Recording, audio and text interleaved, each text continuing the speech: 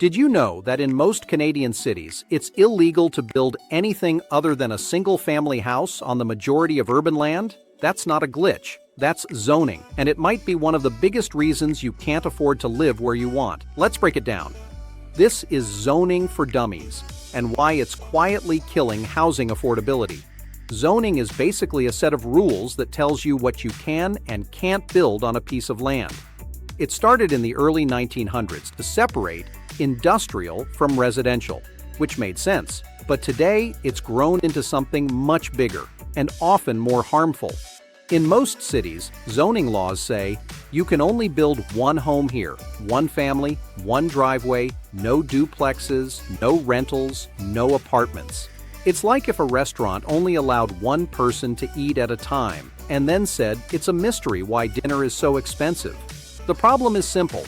When you limit what can be built, you limit how many people can live there.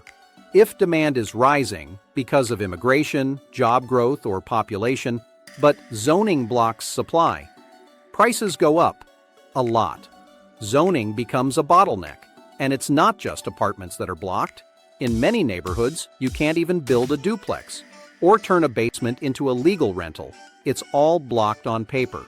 Zoning also has a dark history. In both the US and Canada, zoning was often used to exclude lower-income people, immigrants, renters, multi-generational households.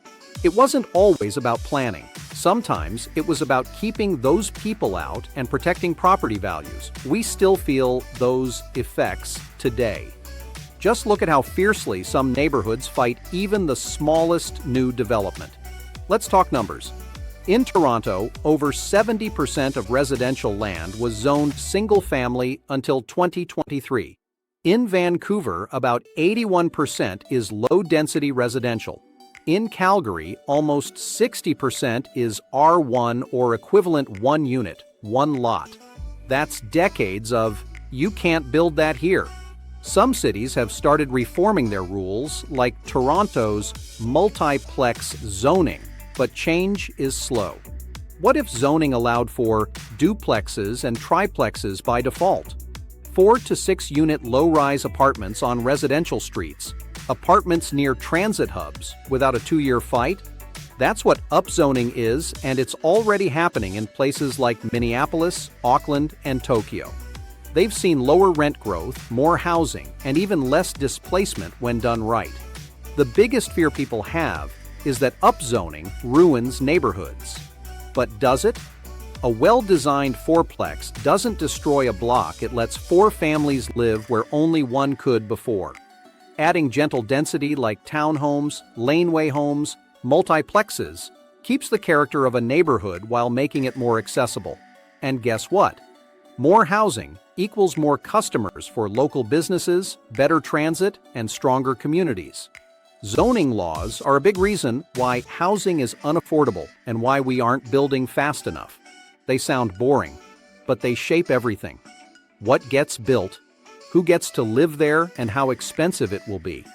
If we want affordable housing, we don't just need more funding. We need to change the rules.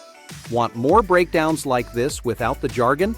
Subscribe for weekly videos on housing, money, and madness in Canada. And drop a comment. Have you ever tried to build or renovate and hit a wall because of zoning? I want to hear your story.